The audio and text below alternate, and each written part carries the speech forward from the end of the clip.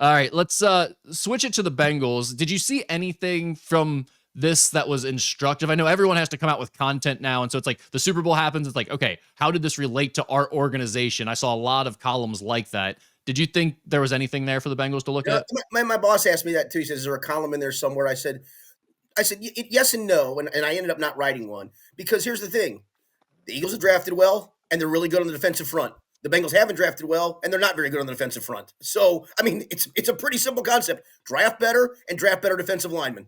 Yeah, and then everyone wants to point out. Then they paid all their guys. They paid all. It was like, yeah, they did, but they also drafted the right guys to pay. That's the Because first part of it. and they also have a chunk of dudes on rookie contracts contributing. That's a big deal. That allows you to pay guys. The other big news this week came out yesterday before we're recording this podcast. Jermaine Pratt has requested a trade from the Bengals, according to a report by NFL Network. My reaction to this was, okay, thanks. Skinny, where do you go from there? Here. So I am writing a column on this. It probably won't be long because I don't think I can get a ton of depth out of it.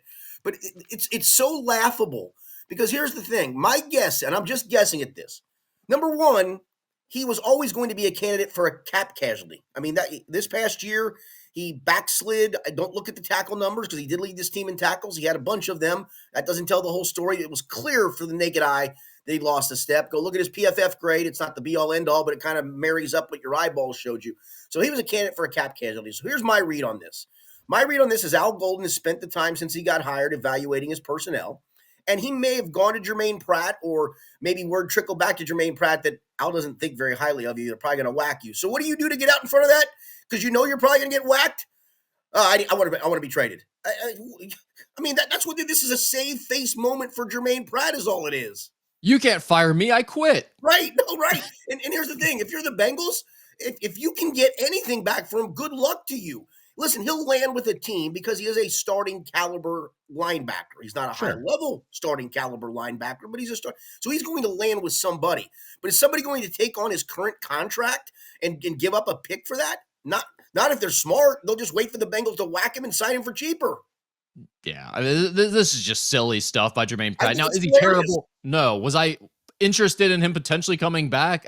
Like, that would have been fine with me. I wasn't, you have to get rid of him. But him requesting a trade? Come on, man. We were literally 2 weeks ago talking about whether or not you were going to get cut as a cap casualty. So this reaction when I saw this come across, I truly just laughed for a second. I was like, great. I mean, who cares? Yeah, I did too. I'm like, you basically have gotten word trickled to you that Al doesn't think you can play, and that was your coach at one point who helped develop you, and now he's probably looking and going, "That's not the same Jermaine I remember. Let's go a different direction." Yeah. T. Higgins also in the news again this week. Feels like that's all we've been talking about for a month or so. He spoke to Joe Danneman. Big quote there was after they were talking about the contract situation. He said, "It's not in my hands right now. I got to do what I need to do, and if that's go to another team, then that's what happens." And then he sent out a tweet yesterday that said something to the effect of, if anything happens, I'll let you all know first, right? Yeah, I'm gonna let y'all know first. I think is what is literally what it said. That was all it was, and that was at a the cryptic part of that is, does that mean he thinks there's a deal coming from the Bengals? Because at this point, you can't negotiate with other teams. So I mean, so what's he gonna? It feels like if that feels imminent, the imminent part of it would be he's coming back to the Bengals, or is it him realizing we aren't going to come to a deal? I'm going to have to sign with a team. But we're another month from that taking place.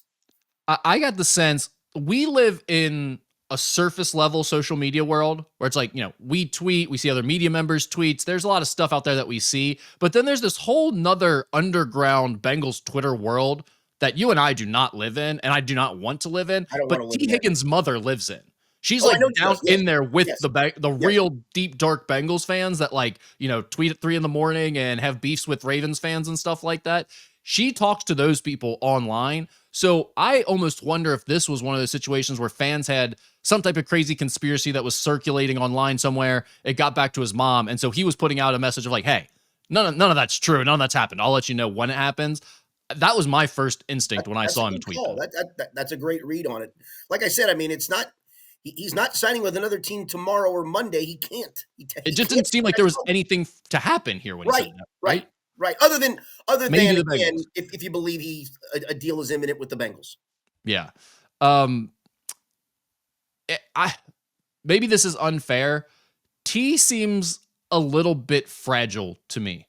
Not, I mean, In what way? obviously from the physical standpoint that we've had the injury history with him, but I mentally I'm just not sure. Like when he was talking to Joe about his season that he had and how he like almost fell off and lost it, and he was really struggling to get back because he wasn't playing as well and his role wasn't what he wanted it to be and he was worried about his all that stuff. I mean, like, I don't know, man. I just don't love the way this guy seems to be in terms of his mentality. I don't I know. know. I'm a big fan of his in a lot of ways. I'm not a fan of his enough to pay him in the $30 million sphere, but I mean, listen, I think this guy's been nothing but a pro since he got here.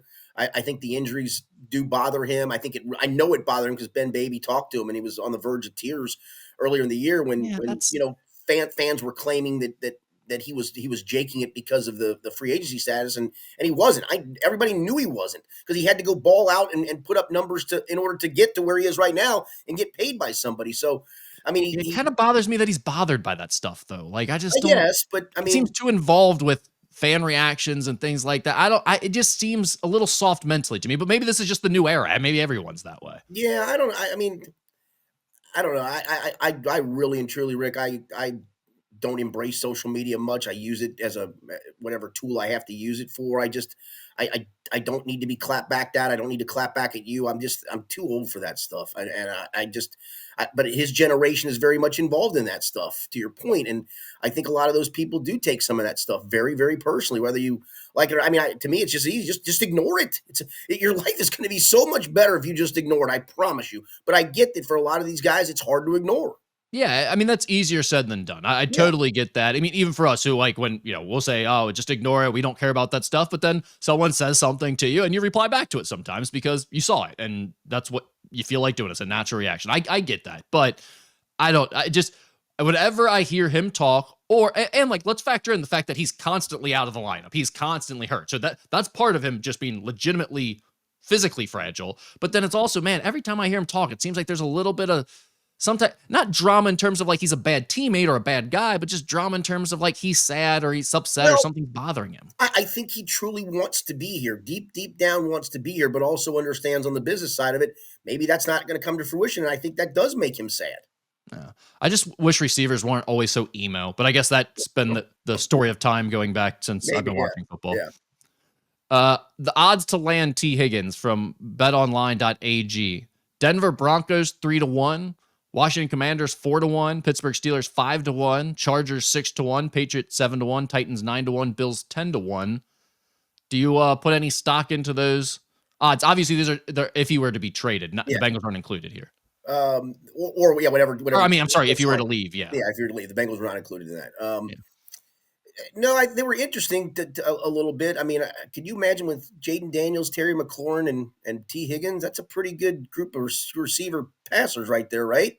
That would be the scariest one to think about, is him being added to the Commanders. I mean, can you imagine the NFC with that group, with obviously Philly bringing back what it's bringing back, Detroit's still in a window to win. San Francisco, I think, is going to have a bounce back year only because they were dealing with just a boatload of injuries. That is a packed and stacked conference now, and so I mean, the AFC too. But I mean, both conferences honestly are very, very stacked at the moment, to be honest, because of the quarterback situation in the AFC. And by the way, I don't like the idea of him ending up with the Steelers either. Yeah, I wouldn't want that. Yeah. All right. Any other thoughts on the Bengals? T. Higgins? Anything going on? No, we're about 2 weeks from the combine, and so I'll trudge up there and see what Duke Tobin has to say. It's the most joyous time of the year.